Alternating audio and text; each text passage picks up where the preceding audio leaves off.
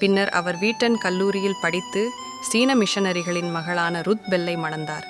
ஆரம்பத்தில் பாஸ்டராக பணியாற்றிய அவர் உலகத்துக்கு சுவிசேஷத்தை அறிவிக்க தேவன் தன்னை அழைக்கிறார் என்று தெளிவாக உணர்ந்தார். இந்த அழைப்பு 1949ஆம் ஆண்டு லாஸ் ஏஞ்சல்ஸ் எழுச்சி கூட்டத்தில் வெடித்தது.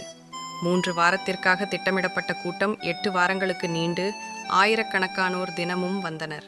செய்தித்தாள்கள் அவரை தேவனின் இயந்திர துப்பாக்கி என்று அழைத்தன.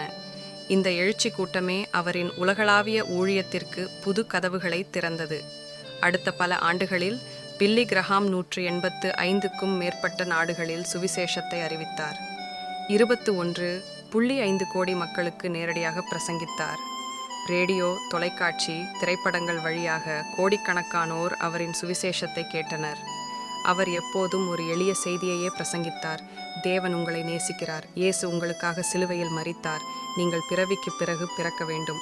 அவரது செய்தி உலகம் முழுவதும் உள்ளவர்களின் இதயத்தை தொடுந்து பலரையும் கிறிஸ்துவின் பக்கம் இட்டுச் சென்றது.